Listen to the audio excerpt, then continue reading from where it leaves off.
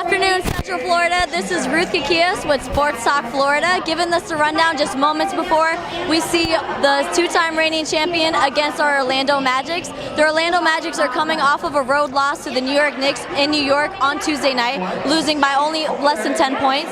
The Golden State Warriors are also coming off of a road loss, last night losing to the Miami Heat. Last seconds of the game, Dwayne Wade hit a buzzer beater that ended it for the Golden State Warriors. So let's see how the losses for these two teams reflect on the game tonight. The Orlando Magic are in the 9th seed in the Eastern Conference and only a game behind the Hornets. So we are in that final playoff push. So good luck to our Orlando Magic. Thank you for joining me. This is Ruth Kikias with Sports Talk Florida.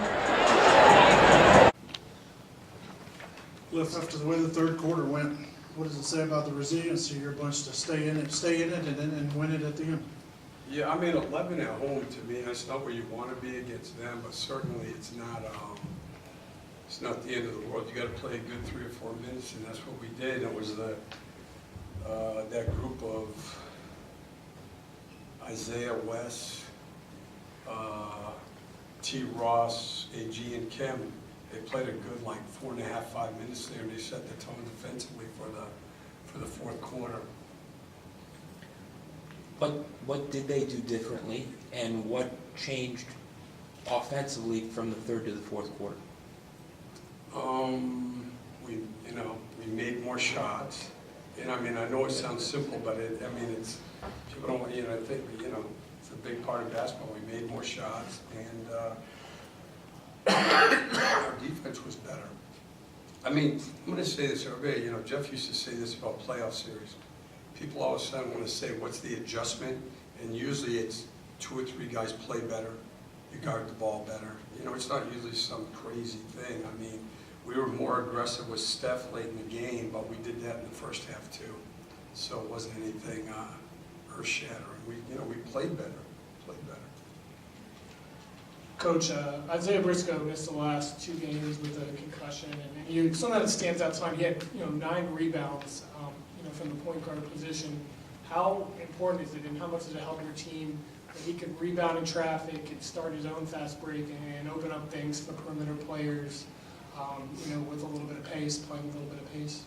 I mean, you just hit it right on the head. And also, I would say, he wasn't as good in the first half tonight, I think, because he hadn't played, but his pick and roll defense is very good. And he's guarded, if you look in this, this year, he can guard primary scorers, and as he gets more experience, so he makes less mistakes. He's tough, but he's quick and he's strong.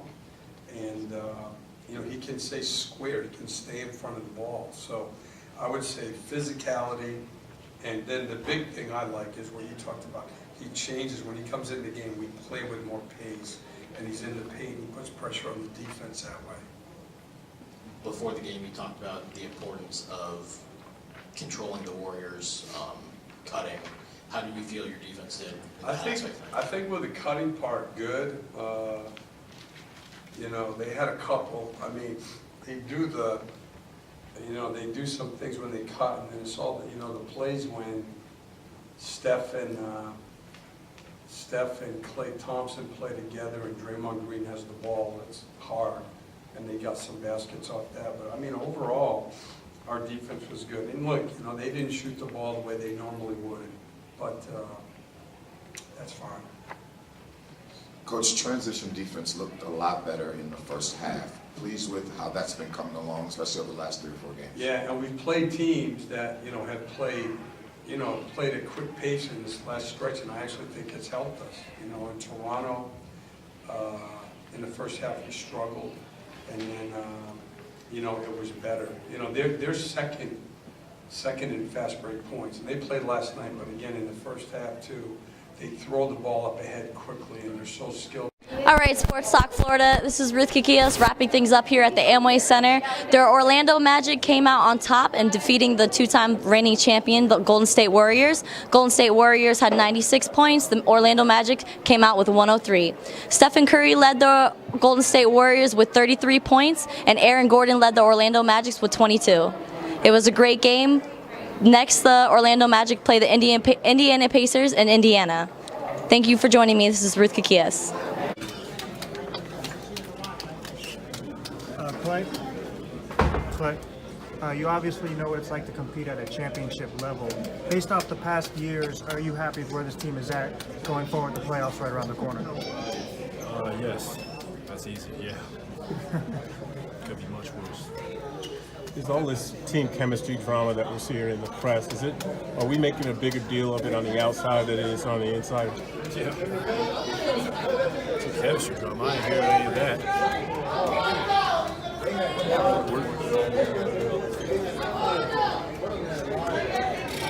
The shots, long staggered.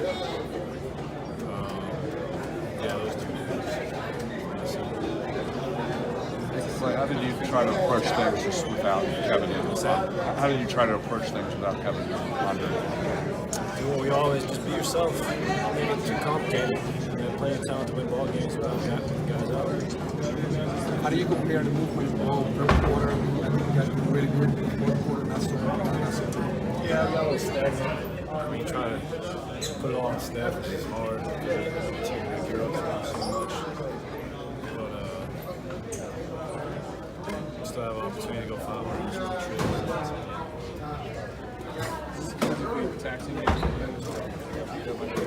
Yeah.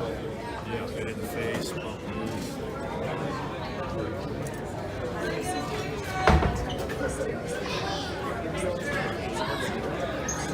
Really good, and still got so much left in the tank we haven't seen. Someone is coming. Coach Calipari. Play for your minutes. Mark, where do you think the game got away? A lot of silly mistakes down the stretch. Didn't finish out some plays. A couple of missed rebounds. Missed shots. A lot of missed opportunities. So, it was just on us down the stretch, and I don't think we closed it out the way we wanted. I see you feel more comfortable game after game with the injury or the rhythm of the game. How do you feel about yourself? It's coming along for me. Like you said, I'm getting a little more comfortable. My rhythm's coming along. So, it's just a matter of time before I really get into the swing of things. So, just trying to take it a game at a time. And hopefully things figure themselves out. Any worries about these two losses, on the road in terms of what you guys are looking for in the playoffs? Could throw a lot worse, right? Not